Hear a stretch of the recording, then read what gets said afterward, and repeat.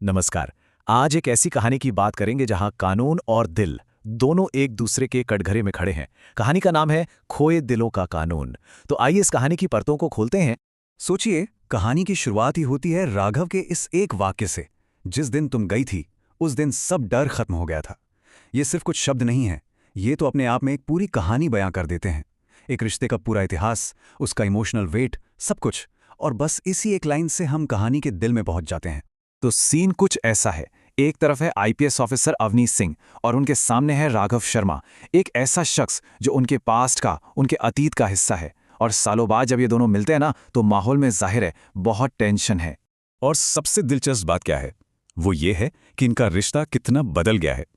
एक जमाना था जब ये पति पत्नी थे, और आज ये कानून के दो अलग अलग सिरों पर खड़े हैं। एक ऑफिसर और दूसरा एक आरोपी। मतलब इससे बड़ा कॉन्ट्रास्ट और क्या हो सकता है ना। तो सवाल उठता है कि 3 साल बाद अचानक ऐसा क्या हुआ कि ये दोनों आमने सामने आ गए। वजह थी एक जमीन की धोखाधड़ी का केस। कुछ जाली सिग्नेचर हुए थे और घूम फिरकर नाम आ गया राघव का। तो ये तो हुई आज की बात, लेकिन यहां तक ये पहुंचे कैसे? चलिए थोड़ा पास्ट में चलते हैं और समझने की कोशिश करते हैं कि आखिर इनके अलग होने की असली वजह क्या थी। ऐसा क्या हुआ था कि दोनों की राहें ही जुदा हो गईं? सबसे पहले अवनी का नजरिया देखते हैं।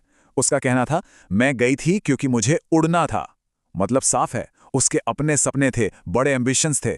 उसे सिर्फ घर की चार दीवारी में नहीं रहना था, अपनी एक अलग पहचान बनानी थी।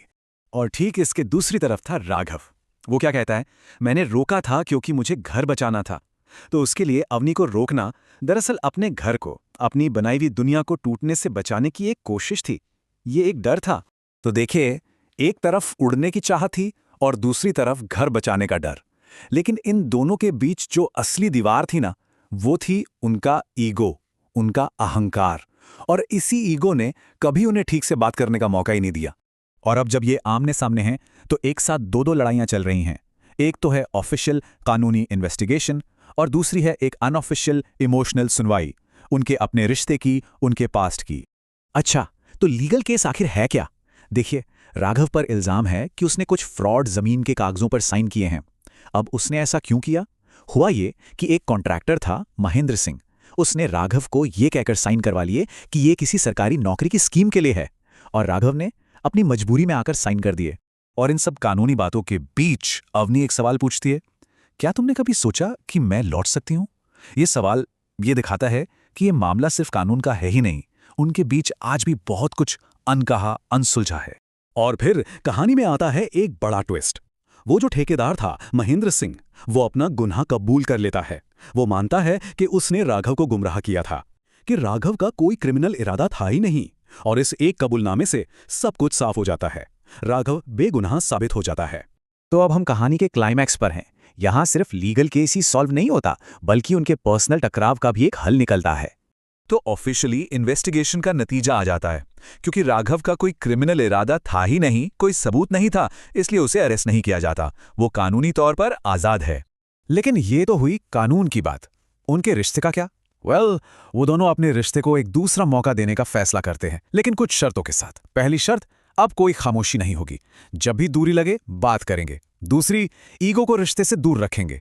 और तीसरी और सबसे जरूरी बात, अब कोई किसी के सपनों के रास्ते में नहीं आएगा। ये एक तरह से अपने पास की गलतियों को न दोहराने की एक कोशिश है। और फिर राघव एक बहुत ही गहरी बात कहता है, हम फिर से कोशिश नहीं कर रहे हैं, हम भागना बंद कर रहे हैं।